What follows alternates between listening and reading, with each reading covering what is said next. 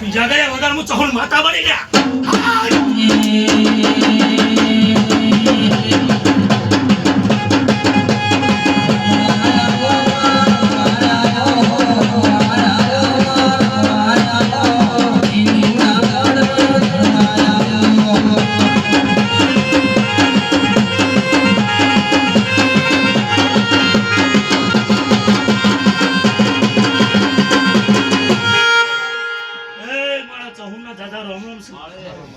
મહેમાનો ખૂબ મજા